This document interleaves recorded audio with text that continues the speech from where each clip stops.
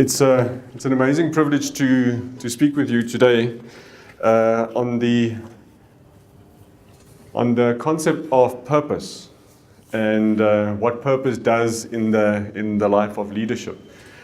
So I know Krista, and I haven't known you for so long, but we've had some interesting conversations in AFGRI when AFGRI was in the previous building. That's sort of where our relationship started. So I've got the privilege of talking about purpose, and I'll relate a story that I experienced literally 2 weekends ago. So we do some work as a family with kids. We spend some time with small kids, 18-month to 6-year-olds, and then we do some work with teenagers that have some troubles and so on and so forth. And then we spend some time with the parents, with the family. So we involved in working with marriages that are struggling to deal with the pressures of this country. So we were busy speaking with little kids, and we were checking them in, as you do, and there's about 50, 60 kids around, and it's Blade and my wife and I do the checking in into the computer, and then the kids go inside, and I was sitting outside with one of the parents, and I could see that he was very apprehensive about this fact that he's going to pass his 2-year-old to us for a few hours, and he was trying to check me out. So I was sitting in front doing the checking in, and then he was going to check me out. So his wife was going inside with his daughter. I was sitting outside with him, and now he starts asking me questions. So he asked me firstly, so what did you study? I'm like, okay, so I didn't study to work with your child, but I did study law and what. So I studied to be a lawyer, and I studied to be an economist. And I could see this little frown coming. So I don't trust lawyers and I don't trust economists. That's what his face said. And then he said, so what have you been doing in your career? I'm like, okay, so as you heard from my CV, I worked at the central bank. So what did you do there? No, we were part of the bank regulatory team. So when did you work at the Reserve Bank? So I mentioned the years. I said, oh, so that was the time when, ABSA had the lifeboat and all of those things. Yeah, it's about the time. And then he said, what did you do then? And then I said, okay, then I went to the investment bank. And then he asked, so when? So I said, so during the 2008 financial crisis. And now he said, so you were one of those guys, those investment bankers that created all these vehicles that fell. I'm like, so I was part of creating those vehicles, but it was for a different purpose. And then he said, what do you do now? And I said, well, now I'm in investment management. And he said to me, you do realize that the investment management industry in South Africa is one of the most expensive in the world? And I said, yes, I do realize that. And then he said, who do you work for? And I said, well, I work for the first-rank group of companies. So he said, and they are the biggest of them all.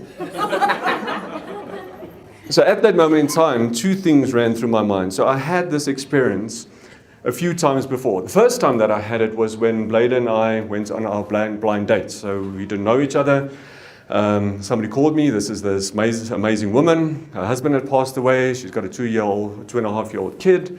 And do you want to meet her? So yes, we went on the first blind date. And being Blader, she asked me a few grilling questions like this guy. Very probing questions. And I thought we had a great date.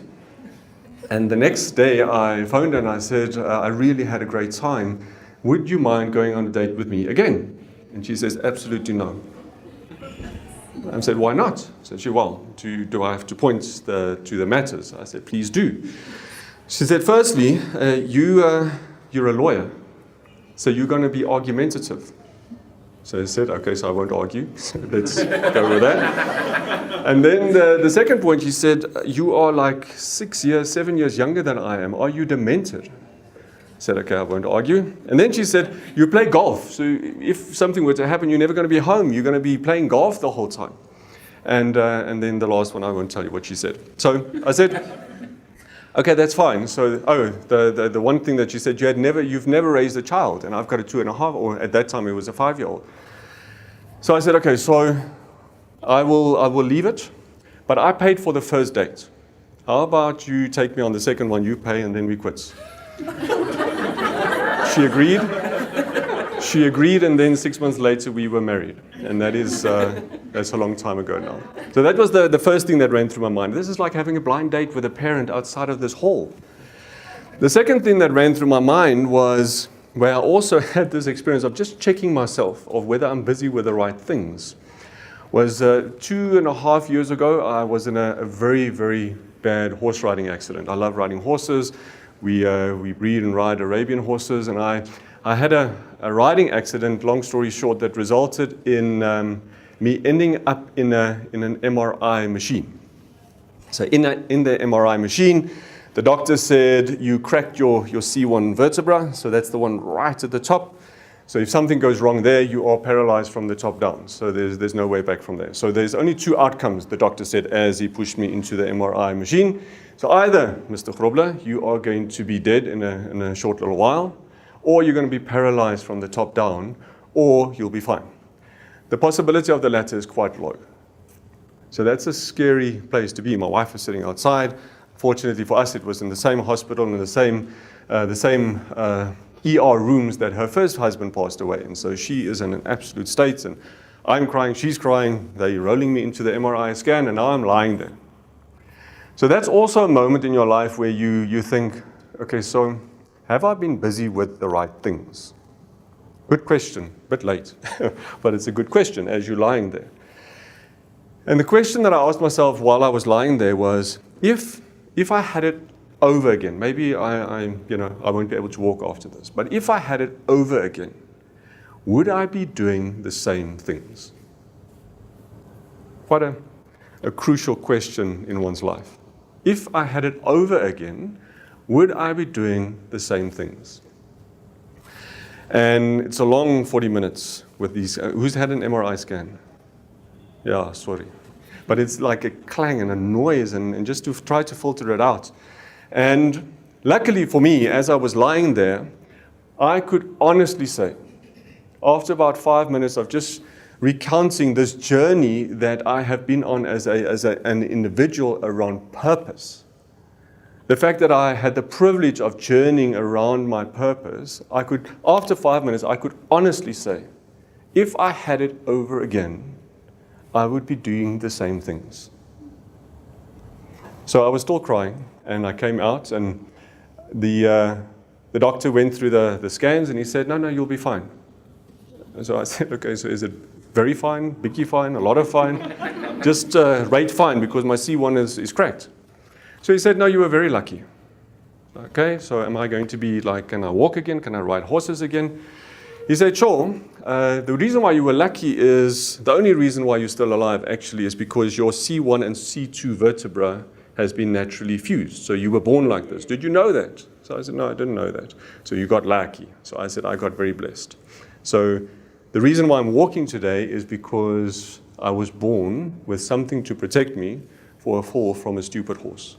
In any case, I want to chat to you today about that journey of purpose. Because as a leader, if you can't answer the question, am I busy with the right stuff? How on earth can you do it for people that you lead? How on earth can you journey with people towards purpose of a company, towards personal purpose, towards family purpose, towards life purpose? If you haven't figured it out for yourself, how on earth can we lead? So I'm going to just take you through a bit of a personal journey. The only way that I was able at that point in time, in those 5 minutes, lying in the MRI scan, to say, I've been busy with the right things. And coming out of that MRI scan, I've been doing the same things ever since. So if you give me a few minutes, I'm going to just tell you my story, actually. So my story started by trying to figure out at an early age in my life, what should I be doing? So I asked many people. So I asked my dad, and I asked my mom, and I asked like many people. So my father was a second-hand car dealer. I saw him just doing amazing things for people while he was selling cars to them. So he was an amazing role model. My mother was a social worker, and she worked like in the worst places in Pretoria, in Johannesburg, that you can ever imagine. So I asked them, so what should I be doing? And their answer was very clear, that they had no idea. So my father just said, don't sell cars. My mom said, don't be a social worker. So I said, okay. So I had to find a way through all of that. Then I happened onto the MIT University. They've got an institute, they call it the Pre-Sensing Institute. Now the Pre-Sensing Institute sort of thinks about the world and how to make the world a better place. That's what they're on about. And it's like a think tank for making the world a better place. And I read through some of their work, and I happened onto this model. They call it the iceberg model. And they use the iceberg model to describe what the biggest challenges are that us as humanity face. The biggest challenges that us as humanity face. Because I figured, if I must be busy with something for 50 or 60 or however long I'm going to be working, best I use my time trying to solve for or being a part of solving for some of the biggest challenges that face humanity. Good idea, yeah? Okay. So this was quite an interesting model, a very succinct model of what is the problem with humanity. What are the biggest challenges? And what they do is they decant the challenges of the world into these three things. They call it the ecological divide, the social divide, and the spiritual divide. Now, the ecological divide, they say the challenge that the world is facing is the fact that man is using nature and abusing nature to the extent that there will be nothing left. So there's this divide between man and nature that will break nature and that will in the end break man, but we just keep on going. So the problem is that the ecological footprint of man on Mother Earth is 1.5 times. So we take annually 50% more from Mother Earth than what she can replenish. 50%. The other horrid stat is that in the past 40 years, a third of the arable land in the world disappeared. In the past 40 years, a third of the arable land disappeared. So you guys work in that industry, so you know exactly what I'm talking about. And probably the last stat that's even more scary is that food prices will double by the year 2030. But we just keep on going, right? We keep on going and we keep on going and we keep on going. And being part of a company, being part of a mission, being part of a vision of a company like AFGRI, where you say, listen, there's a food shortage in the world, there isn't food security in the world, and part of the reason why there isn't food security is because there's this divide between man and nature. We want to be a company that does something about food security on the continent of Africa. Okay, so there's a lot of purpose in that. Because it solves for something that humanity is struggling for. And then if you can do it in a large company like this that can really have an impact to solve for the ecological divide, okay, there's purpose in that. The only question that I'm going to ask today is whether your personal purpose aligns to that purpose. It might be very fine and well, but actually you may have another purpose. Okay, so the first point is the ecological divide. Then the social divide, the one that all of us live and breathe every day. Now, the social divide is that there is such a big disjunct between the haves and the have-nots. And we actually think that we can continue and nothing will break. We have the fees must fall thing, and then we think, this is just kids being stupid. But actually, there's something underlying. I remember driving in Cape Town on Robert Sobukwe, who knows where that road is. So you're on your road, on your way to the airport. And I was driving in a little I-20 hired car, going to the airport. I'm quite late. So I'm rushing to get to the airport, and all of a sudden there are kids all around me. And it's noisy, and it's like chanting, and I just see these fees must fall banners. So if you know Robert Sobukwe Road, it's like 3 lanes, and all of a sudden all 3 lanes on the way to the airport come to a grinding halt. And then things get a bit rough. So there was a guy, I don't know, the first time that I ever saw it, there was a guy on a big truck with a water cannon. And now there are kids running around and they're chanting and they're screaming and so on and so forth. And this guy with a water cannon put the clutch on and he just started bursting water. Have you seen that before? that water hitting somebody at full force. The poor guy that he hit literally was catapulted back meters, fell down. What did I do? I put on the wipers. Jing, jing, jing, jing. I cleaned the windscreen. That's what I should do. And then all of a sudden what happened was there was like tear gas being thrown, and the kids were running around, they were putting stuff around their heads, and they were throwing water over their heads just to get rid of it. What did I do? I pressed the button that says circulate air. So I don't want to be, And then all of a sudden, rubber bullets were flying, and then what did I do? I closed my window. I got to the Slow Lounge in Cape Town, and I reflected for a moment on how horrible these kids were acting. And then I realized that actually, I know so many kids that have the opportunity to go and study that just wasted away. And what these kids are trying to do is they want to get an opportunity.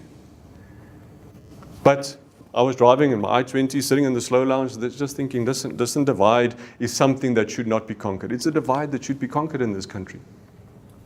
So that's the social divide, and the problem in our country is just in the world, there's 2.5 billion people in this world that live on less than $2 a day. And it's not Zim dollars, that would be like worse. This is like proper dollars. 2.5 billion.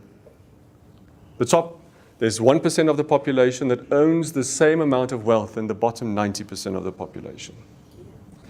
And we think that we can continue and nothing will break. It'll break. So that's the second challenge. And then the third challenge, the spiritual divide. Now, the spiritual divide has got a lot to do actually about purpose. And that is this notion that you live as a person, and you know that there's certain innate capability and giftings and stuff that you've got in you, and you know that it can be used for the good of yourself, for your family, and for others, but the potential self is just so divided and far removed from your actual self. And that is why the World Health Organization in the year 2000 they did a study that said in that year, in the year of 2000, twice as many people on earth, twice as many people died killing themselves than what died in wars and in riots and in other mischief in the world. Twice as many people in the year 2000 committed suicide than people that died in wars and terrorism and so on. Horrible. Because there's this massive divide between who I am and then who I am living as. And that's got a lot to do about purpose. So these are the big issues that we are facing as a society. And now the question is, what do we do about it? And when we talk about purpose, when we talk about the whole thinking about what I can do about this, in my opinion, it has to be aimed towards solving a need in this world. Does that make sense? Okay. So what I'm going to try to do is I'm going to try to just move very quickly through a personal journey of how I try to just understand my purpose in this world. So, purpose, in my opinion, to figure it out, that journey has got three components to it. And my oldest son, Andreas, he's 20 years old now. And the journey with him in trying to figure out what his purpose is this thing still all right? Yeah. What his purpose is has been quite interesting. Because his natural father passed away when he was 2.5. Blade and I got married when he was like 5, 6.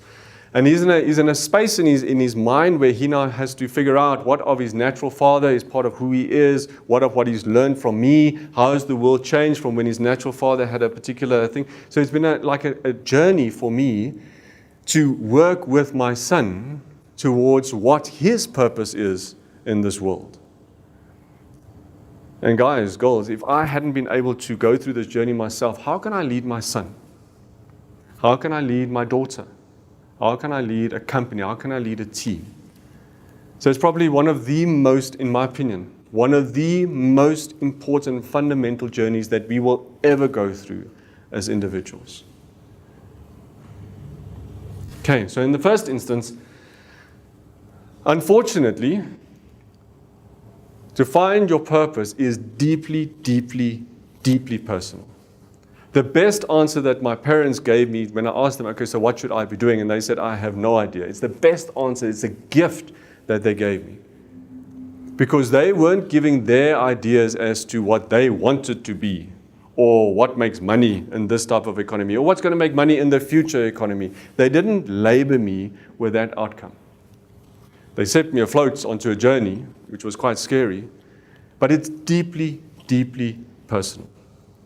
So I'll share with you just my journey on just a business purpose. So it was around 2008, May 2008. I was in a flux in the investment bank, and I was doing stuff in the investment bank, and it was a great experience. When I was brought into the investment bank, the mandate that they gave me was to do anything that the bank hadn't made money in before. Again, quite scary, but great, because you could do many different things. With AFGRI, we did we hadn't done like that type of corporate securitization, packaging of assets. It hadn't been done in the country before. We launched the first maize bond in the country, where we took a SAFIC short position and we put a silo certificate attached to it, and then the difference between the two instruments was a yield that we gave investors in a debt instrument. So it was like great things that we did. But it didn't answer the question as to how is this changing those challenges that we had up there. And the one evening I woke up from what I experienced to be quite an intimate and spiritual experience. So I woke up with this very crystal clear vision in my mind. Now, I don't often dream, but that was quite scary. I woke up and I thought, I ate something very bad, because it was just so vivid. It was just so clear in my mind.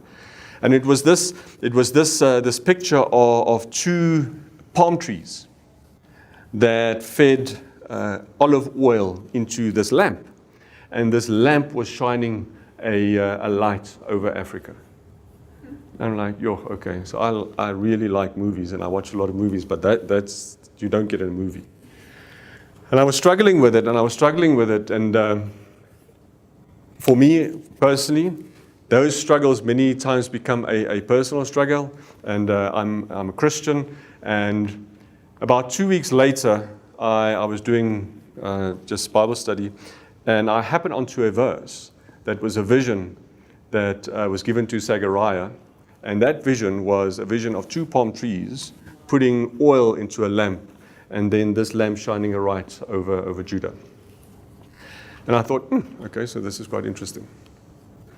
I then started to realize that whether it was brain or spirit or whatever it was, that there's something here in the work environment that started to then filter into my mind. And I realized that the problem with Africa is that we don't have sufficient financial resources allocated to the right place. I was doing a lot of studies at the time of the banking industry and how the banking industry is falling short in funding the right projects on the continent of Africa. And they're funding things that only make sense to them, and they're not getting to the real economy in the way that they should. And it was just in my personal life, in my professional life, I was really, really struggling with this. And then that vision sort of pushed me into a place to say, okay, but what if FirstRand, the largest primarily listed financial service company on the continent of Africa, can become that vehicle that starts allocating financial resources to better places. And we start to find a way to deal with $100 billion deficit in infrastructure spend annually that Africa has got. And I said, what if? And then I started realizing, okay, so what is needed here is the banking balance sheet can't do it itself. It needs another balance sheet. It needs an asset management company alongside it. So now it's all theory, right? So it's in the head and it makes sense, and I write it down and I theorize around it. And then during December of 2008, the global financial crisis hit. All that theory went out the window, and now you're just surviving. Who lived through 2008?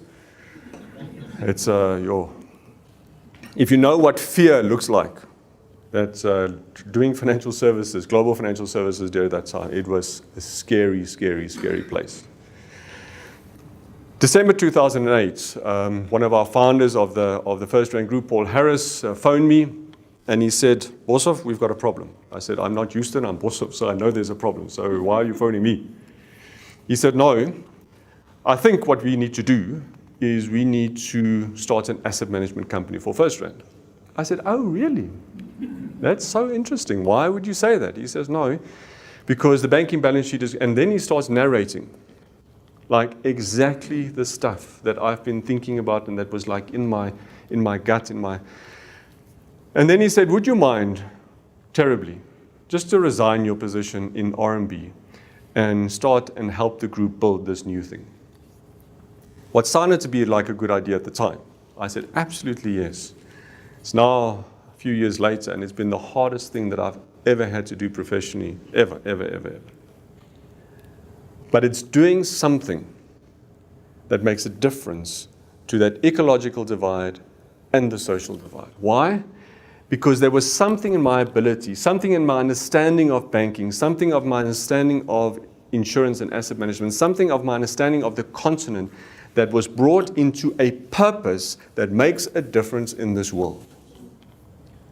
But it's personal. It is just so personal. During that same time, my mother passed away like very, very suddenly, and I was angsting about this. I mean, she was this absolute anchor in my life and in our family's life, and she passed away, and I was really struggling for identity at that point in time. So who am I without my mother? Because a few years later, who am I without my father? And I was just like in a very difficult space. And in trying to find an anchor in identity, I studied and tried to understand what my name means. So identity, your name gives you identity, right? So then trying to figure out whether I'm actually somebody that can make a difference in this world and who am I started just trying to understand the meaning of my names and the meaning of my surname. And what hit me between the eyes one evening late at night, sitting on our koppie, on our property, was that this vision of the two palm trees and the light shining, reading through what my name means. My name, Boshoff, means trees, like a cluster of trees. My second name, Cornelius, means bearer of light, to shine a light. But little did I know that the fact that my surname Grobler means like strong, was I was going to need a lot of strength to build this thing that we were busy with. Purpose is deeply, deeply personal. You can't get it from other people. But because it's so deeply personal, it is something that you need to journey with. And again, if you are a leader and you haven't gone through this journey, how on earth can we lead other people towards this journey? Because you know what happens? When you have people in your business and somebody says, listen, I want to further another opportunity. How often do we ask them, what is your purpose? What is your outcome? Many times as leaders we say, you can go nowhere because there's going to be a hole that I can't fill right now. So just stay where you are. 6 months later, that person is gone. So instead of having a discussion around purpose as to don't just move, because a lot of the generation Y, they jump. Ne? So they fear of missing out, and then this friend said they're doing this, and then I want to do that. So instead of just keeping somebody where they need to be, or allowing them to jump all over the show and jump from the fat into the fire in the end, how about journeying with them on purpose? So what is the road? What is the steps that you need to take towards a purpose that actually makes a difference in this world, makes a difference in this company? You're amazingly privileged to work in a company like Africa that is just so clear about what the difference is that this company wants to make in the world. So you can anchor a junior person into it and saying, what part of this purpose fits your purpose? It's deeply, deeply personal. The second thing is it's timeless. A purpose to be, an astronaut in the time where there wasn't any spaceships, that's not very helpful.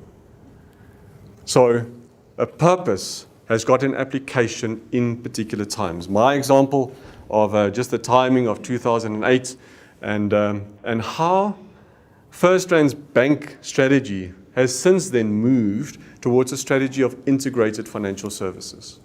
It was just so timeless, so specific in making a difference. Doesn't help journeying with your child or journeying with person or journeying yourself into a purpose that actually doesn't have the right time for application, because that's called dreaming and that's not called working. So it's timeless. And then it requires grit, vasbyt. Because if we are going to put ourselves into changing things in the world, that is hard. It is just so much easier for us as leaders to make money and to get money at the end of the month, just furthering these divides. Because there's a reason why these divides exist. Existing commerce, existing companies, existing social networks, all of the existing stuff, the status quo got us where we are. But now to say, I'm going to do something that is going to deal with the status quo or the results of the status quo, that is so hard. And if you are not clear, if you're not so clear on your purpose, in my opinion, you're going to struggle when things get hard. When the moment that you go against the status quo, you need a lot of grit. Just an example of how quickly you can get knocked off balance or off purpose. During last year, so towards the back end of last year, been in this country all my life, and I'd never been subject to like armed crime. Never been subject to like a gun and I was driving home the one night.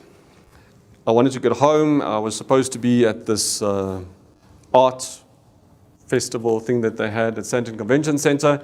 The reason why I didn't go was the cheapest thing that they had on offer at this art festival was 100,000 rand for art. I'll pay that for a horse. Well, not really, but for art, yo. And I thought maybe I'm the wrong guy for this thing. As I was walking down the stairs to get to my car, my boss came and stood in front of me and he said, "Where are you going?" I said, "I'm going home." And luckily I could say I'm ill because I did go to the doctor for an injection earlier the day. I don't feel so good, I'm going home. He says, also, I don't want to go to this art thing. But his reason was, I've got so much art in my house, I've got more art bubble wrapped than what I have on my wall. And my wife is going to buy again. I said, I wasn't feeling very well, and I said, well, maybe what you should do is you should have your own art festival and just all the bubble wrap stuff you can sell. So he didn't think that was very funny. On the way, just in Sandton Drive, on the way to the N1 highway, I mean, it's 20 past 6 in the afternoon. I'm like 6 cars from the front, and I hear a rumble at the side of my window. And I thought somebody wants to wash my windscreen. I say, no, thank you. I'm speaking with Blader and Nina and Miko on the speakerphone. And then I just hear click with his pistol against the window. Joch, and you skrik. And this guy is screaming. He says, open the window. And then I tried to open the window, and I opened the back window. It was a mistake, but he thought I was trying to be funny. I wasn't trying to be funny. And then he started screaming, open the window, and I opened the window. And now this guy starts screaming, give me this, give me that. I'm going to kill you, I'm going to kill you. My kids are listening to all of this now. And then, so Blader says, and then they just heard, dum, dum, dum, dum, dum, dum, dum. So he took the cell phone and he ran. Dum, dum, dum, dum, dum, dum, dum. Took a lot of stuff, didn't take the car. Light went green, pressed the accelerator, and I was off. It's absolutely surreal. And I'm not the first, I'm not special. During that day, the very same boss that went to the art festival, he was also hijacked. Another one of our people in our company also hijacked that night. During that evening, there were cars set alight where the meter taxis and the Uber guys were having a hard time. In this little bubble, the social divide of Sandton, all of these things happened. I drove onto the highway, got to the first traffic cop, got his phone, just phoned my wife and kids and said, I'm fine, I'm on my way home. I got home, and there was this welcoming committee in the driveway. They didn't have banners. but they were very happy to see me. And I got home and I got out of the car, and Nina, our daughter, she's 13 now, she looked at me and she says, "Daddy, why are you not crying?" I said to her, "Mommy and I'll cry with Mommy later tonight. I'm still all right." We went into the kitchen. I was sitting down, and immediately the two little ones. Now, just put yourself in their shoes. And so they heard this person, this guy, screaming at their father, "I'm going to kill you! I'm going to kill you!" It's the first time that they've been exposed to this type of thing. So they're sitting there. They're a bit shaky, and they said, "Daddy, why did this happen?" So at that point, I said, "Oh, that's a good question. Great question." And I asked Nina, "Please bring your little whiteboard, and I'll try to show you." So they've got these little whiteboards with markers that they study on, and they can rub it out. And I asked the question, "So how many kids do you think do we have in South Africa?" "No, Daddy, we don't know." 57 million. No. I wrote it all, the Nello. "Oh, Daddy, so many zeros." "Yes, so many zeros. 57 million people." And then I asked the question, "How many people in South Africa do you think are poor?" "No, Daddy, don't know." 30 million people of the 57 are poor. "How many people, Nina, Miku, in South Africa do you think live with less than $2 a day?" So that equivalent. "No, Daddy, don't know." 13.7 million people in South Africa live in abject poverty. And then they can do percentages now, then work out the percentages. And I said to them, this is the issue.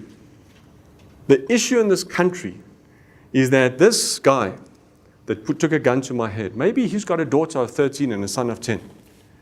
Maybe he's got nothing. That watch that he stole from me can feed his family if he can sell it properly for the right price. That can feed his family for a year. For a year. And I'm wearing it on my wrist. That's why it happened. It's because there are people that just don't have anything in this country, and they are driven to crime. And then Miko, unfortunately, he's too smart for his own good. He asked me this question. "Okay, Daddy, what are you going to do about that?" Great question. What are you going to do about that? And as we were sitting there, I said, "Okay, so, when I say at Ashburton, these are the things that we are trying to do as a company," and they know, I'll take you through the 3 reasons for our existence in a moment. They know exactly what it's for. And I said, I'm going to continue doing that. Then I said, when Daddy spends time with kids that don't have fathers, that are grown-ups, that are trying to be fathers to their kids, the time that I spent with the big word is mentoring, the time that I spent with them to help them to also make a difference in this country. It doesn't help just 2 people do it, that also set it up. But Daddy is going to continue doing that. Kids, when we as a family do work with kids and with teenagers that have issues and so on, we're going to continue doing that. And the kids got up. "Thank you, Daddy." They went to watch television. No fear, no hate, no racist issues, nothing. Nothing. Why? It's because when it got hard, when it got tough, because I've had the privilege of being anchored in purpose, and I framed my life around that purpose, when the going got tough, we did not get onto a plane. That is how amazingly, amazingly important it is to be anchored in purpose, because it gets hard. Whether it's in your business, whether it's in your family, whether it's just in this country that's been so tough. Purpose, in my opinion, is what anchors us. In order to be one of those people and one of those companies in this country that try to do things differently. That is the story of purpose.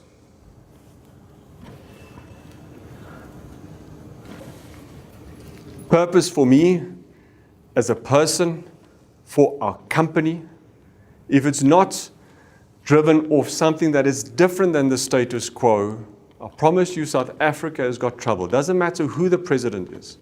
Doesn't matter who the deputy president is. Doesn't matter what the budget speech is going to be today. Doesn't matter who the new finance minister is. Doesn't matter what the cabinet is going to look like. If the people of South Africa, if the 57 million people of South Africa live with that mindset, that created the divides in the first place, and if people don't have a purpose that they live out towards this type of mindset, South Africa, I can promise you, it will get worse before it gets worse. If the people of South Africa live in a space where there's scarcity of resources, I need to hang on for dear life to my house and to my car and to my bank account and to my watch and to my whatever. If the people in South Africa, if the companies in South Africa, if the leaders in South Africa have that mindset of scarcity, we are stuffed. Because the fact of the matter is, if you think about that stat, that 1% have the same amount of wealth than 90%. 1% and 90%. The only issue is not of scarcity. The issue is of resource allocation. Now, please, you must hear me. I'm not going to talk about land distribution for no value, what. Okay, so there's enough people talking about it. I'm just talking about the mindset. The mindset of a leader, the mindset of a purpose of a company, of a purpose of a person. If it comes from the place of scarcity of resources, as opposed to there's enough, can we just find ways to allocate those resources in a way that actually breaks the divide? And breaking a divide is not giving just a handout or almost or just handing stuff out. It doesn't create value. The issue in our industry that I have, for example, with stokvels. So stokvel is a way to save money, but it is expenditure-led. It doesn't create wealth. So in this stokvel mindset, it's a mindset of scarcity. Everybody put it together, and this month you can use it, and that month you can use it. But if there are those financial resources, if we as a financial services industry can do something about creating wealth with that money and from that expend, that is an example of having a different mindset to what created the divide in the first place. And this one is just something that if I and my wife can teach our kids this, then I'm happy to go. If we can teach the next generation to think that you are free from others, behind my big wall and my 8 strands of electric fencing, that mindset ain't going to get us anywhere.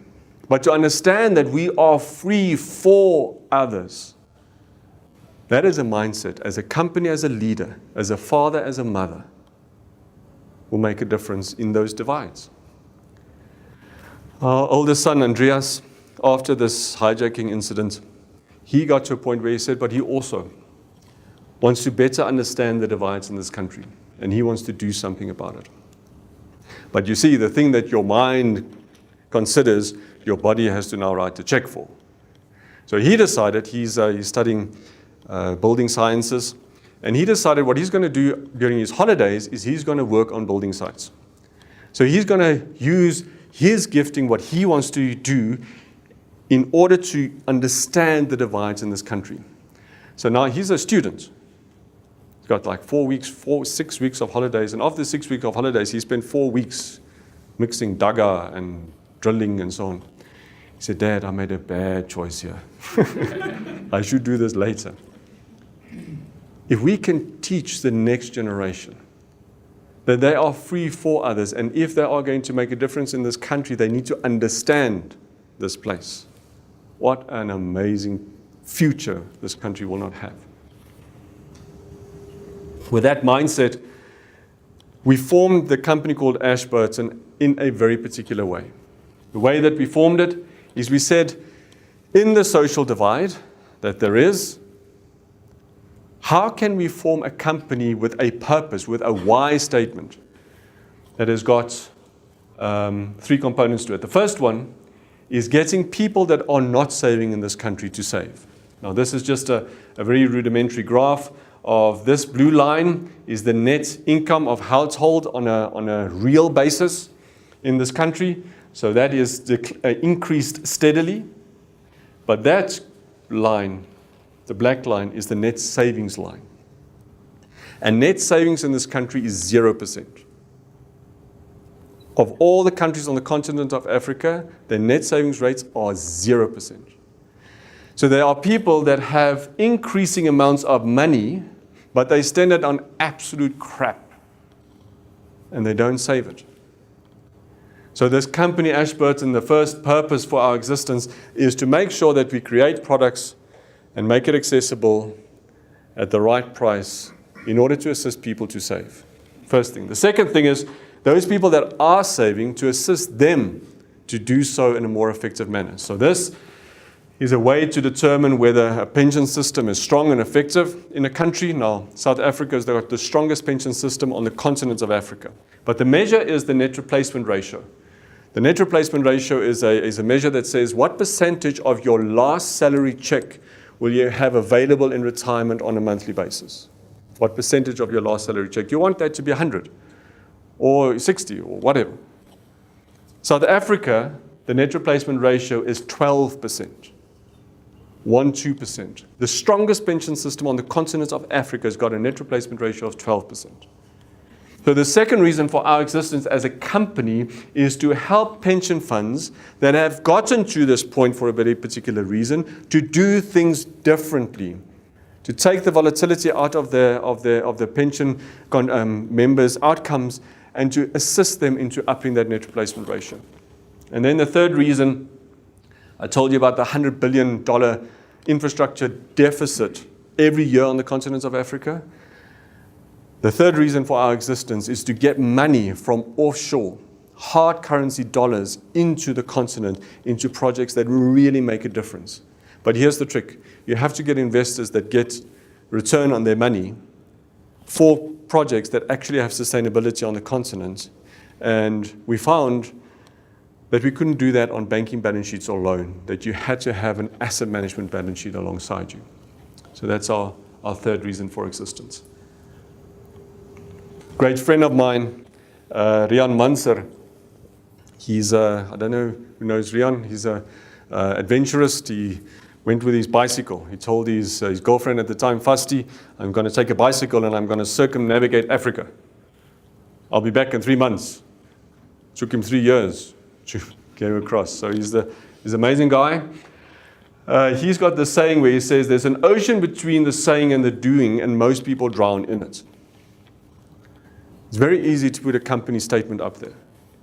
Very easy to put a vision plaque up. But do you measure it and do you deliver on it?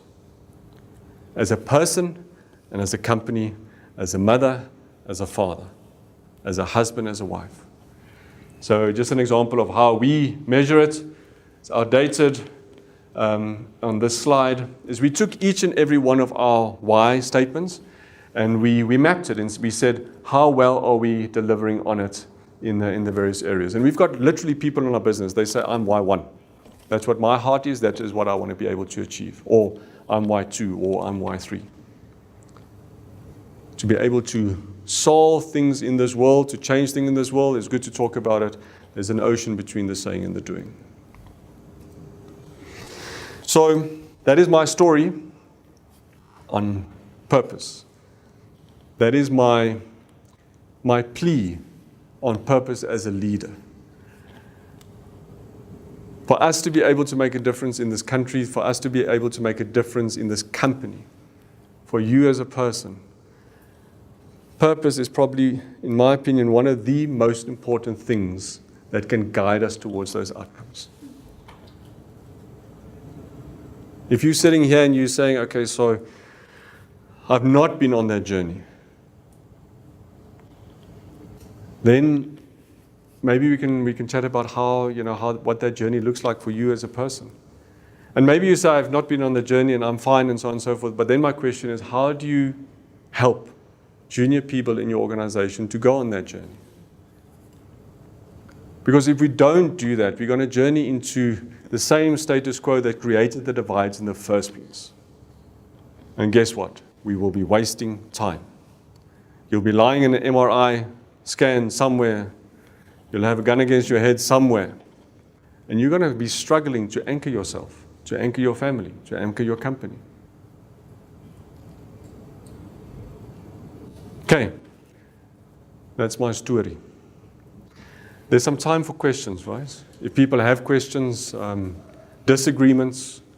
I try to do one of these talks like once a quarter on purpose specifically, because I think it's just so fundamental in this world. I've got the privilege to do this talk again tomorrow at a different place. And many times when we have these types of discussion, people vehemently disagree.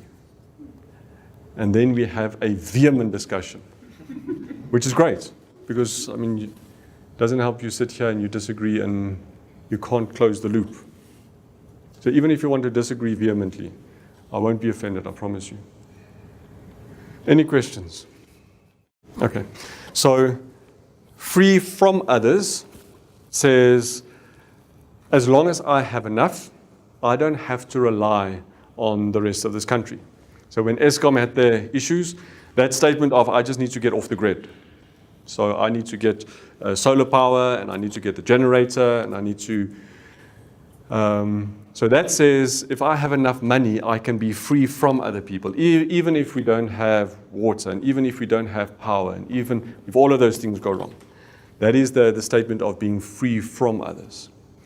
However, in that example, being free for others, the question would be, okay, so I can take load off the grid, so I can put my solar panels and so on up if I have enough money.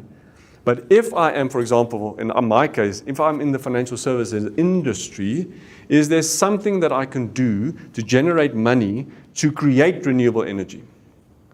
So we launched a while ago a 3 billion rand renewable energy fund, where we channel money from pension funds and from various places into renewable energy projects in order to build into the grid. So getting off the grid, just using my money is sort of the way of being free from others. Being free for others is doing something about the deficit of energy in whatever way. It comes to purpose, right? So for me, let's just in balance. Many people talk about work-life balance and balance. For me, balance means having one purpose that I live out in my work life. I'm married to a person that has got a purpose that resonates with mine. I work in society that I can work towards the same purpose. And so if there's balance there, then you're never going to steal from one place energy to go to the other place where actually you're outside of your purpose. So if you're in a job, then you're not within your purpose. Then you're going to steal energy from your family and from society to push energy into this job.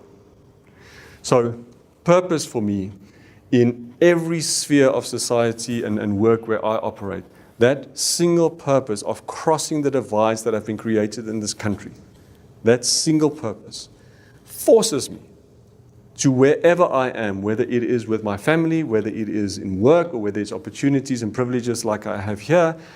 Doesn't matter where I am. If my purpose is to bridge the divides that have been created in this country and on this continent, I cannot shut up. If that is my purpose. And then if I have the opportunity, like at our church, I had the opportunity to preach about racism. Now, I'm like, so there's this stereotypical thing of like Afrikaner men. And most of Afrikaner men are bigger than I am. So now they sit like this. And I'm going to talk about privilege, and I'm going to talk about racism, and I'm going to talk about all of these things. And there was this one guy sitting right in front. And he's like, had arms like this. And he was sitting like... And the only thing that I asked the question was one of a unconscious bias.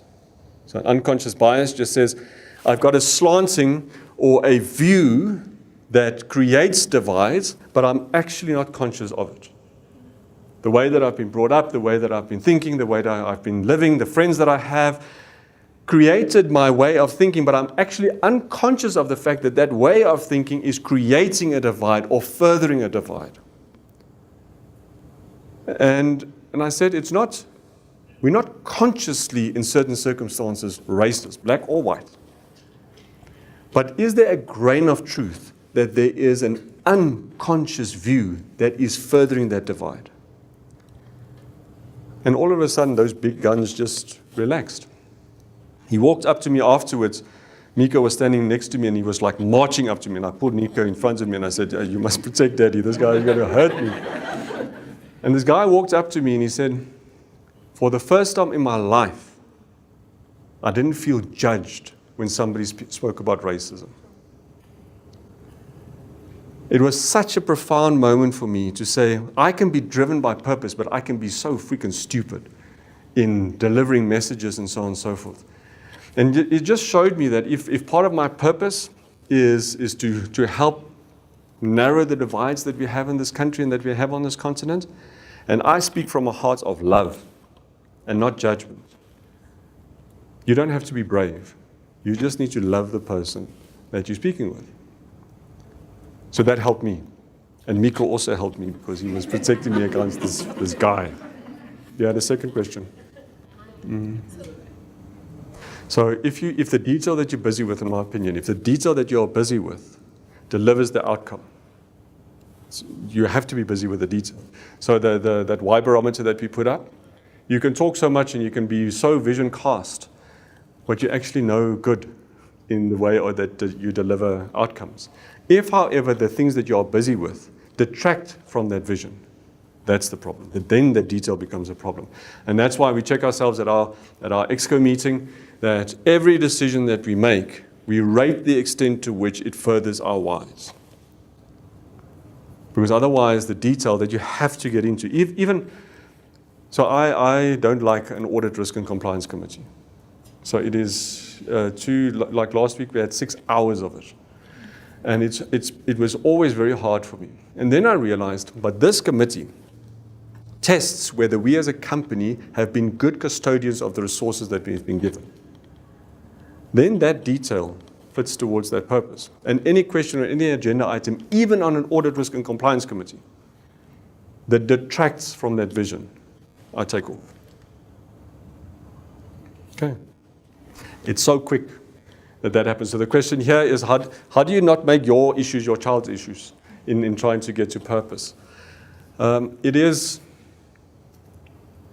knowing your child in the first instance, knowing what they are great at and knowing what they are bad at. And then being cognizant of enough of the world around you to not pigeonhole your kids or your child's ability into the little world that we know.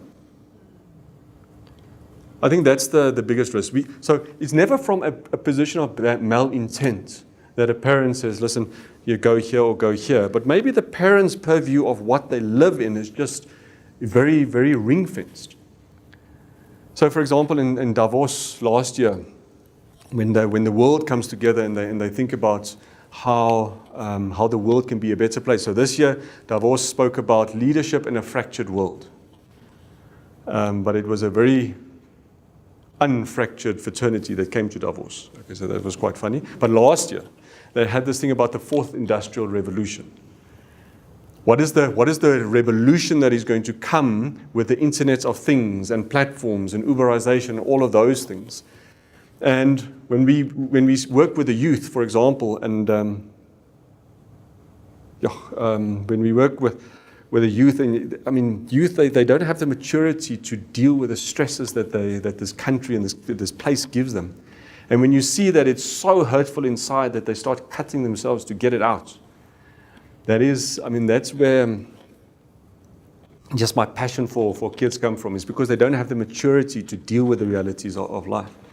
But now a parent gives them only their realities, and the parent doesn't have the wherewithal or the inclination to learn about the new future. and say, okay, but I don't know all of these things, but let's go and speak with this guy, because this guy, in your sphere of understanding and capability, this is the new thing that is happening in the world. Maybe this guy can help us saying what other opportunities are that daddy or mommy can't see. But to raise a child today, if you are unaware of what is happening in this world, we are going to miss their purpose. And it's not because of malintent. It's not because we want bad things for them. I spoke with a crowd of like young kids, young people. And it was literally a room of, 100, 150 kids. And I spoke about, I can't remember what I spoke about, but they asked me, so I asked them, so what did you study? And I started with, and please don't be offended if that's you, I just started with, who studied to be a CA? 70%, 80%, hands went up. So, okay, and then I said, who studied to be an electronic engineer?